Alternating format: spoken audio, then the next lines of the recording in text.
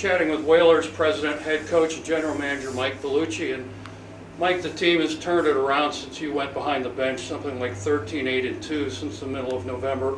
And obviously the coaching has a little bit to do with it, but if you were to pick a couple of things that the players have bought into, what would they be?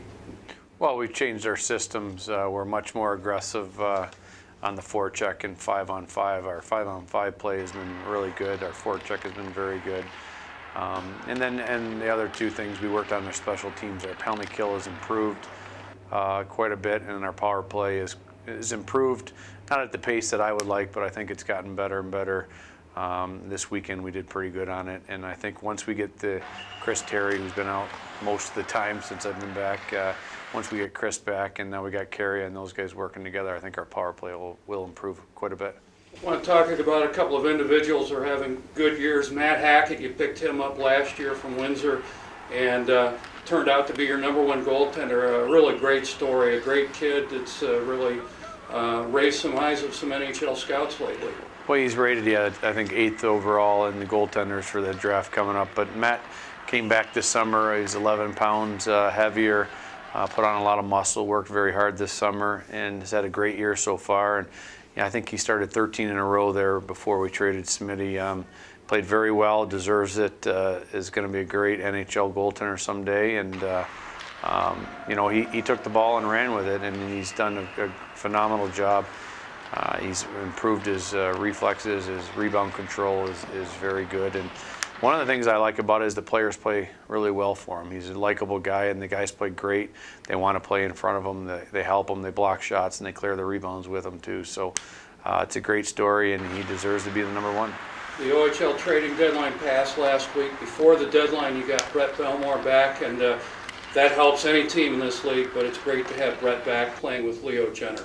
Yeah, Brett's a special player. He's very good defensively. He's one of those guys you almost don't recognize, but he's got a great stick. And never expected him to come back. I know I've been calling Carolina a lot and seeing if he was going to come back, and they were going to keep him for sure, is what they said. And ran into a little bit of an injury, and they decided to send him back. It was a surprise to us, but it's going to be great for his development to play here the next 3-4 months and play a lot and play in all kinds of key situations. You made one deal at the deadline, sending Patrick Lee and Jeremy Smith to Niagara for draft picks.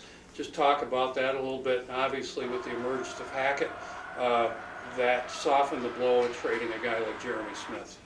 Well, yeah, Hack is clearly our #1. There's no doubt in my mind or anybody's mind that he took over our #1 position. So Jeremy being an NHL pick and already signed, we decided to move him, and felt like he had been struggling, and I felt like we got a pretty good deal for him, the 2nd round and a 4th round pick, and then moving Patty Lee, who I never expected to move. If we didn't get Bellemore back, Pat went to been the guy to move, but he deserved the opportunity. He played great for us. We picked him up on waivers last year, and he had just an outstanding 2 years here with us. A great kid.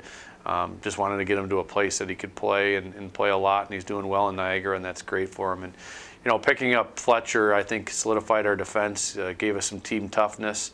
Our defense now, if you look at it, there's 4 guys over 6'3", 6'4", tough to play against, tough to get to the net. Really solidifies our D, so that's why Pat Lee was the odd man out there. But great kid, great opportunity for him in Niagara. You look at the deadline around the league, and obviously Windsor and London loaded up, but were there any surprises in your mind, and were you looking to make other deals also? Yeah, I stayed here right up till noon that day to try to make a few more, tried to add a few pieces. I like our team, I like it a lot. I think typical, even the year we didn't win, we got no respect and nobody expected us to win. Typical again. I know we did have a slow start, so it is justified, but we have not had a healthy lineup for the last 2 months. The day I took over, Chris Terry had mono, so and so on. His injuries and other injuries, and once we get a full team, I think we're going to surprise a lot of guys.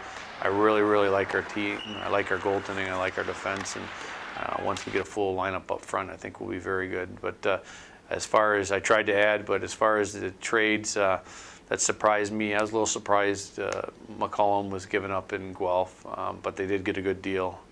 I said, if we didn't have to play the games, everybody just give Windsor the championship right now. You have to play the games, and there's upsets, and I'll take our team in a 7-game series against anybody. Finally, the Whalers in a really important stretch of the season, 10 out of 11 now at Concourse Arena. Really a good opportunity for this team to move up the standings. Well, yeah, and I just looked at our last 11 game segment. We had Jordan gone, Sagan gone, Terry out, Carey out some games, Tyler G. Brown. So there's 6 very good players out of your lineup, and we went 5-5-1, and 8 of those were on the road. So, you know, not bad, but you're right, this is a big segment here, next 10 out of 11 at home. If we get the full lineup in there, you know, I expect really good things from this team. Mike, thanks for your time. We'll check in a couple of weeks with you. Always a pleasure. Perfect. Thank you.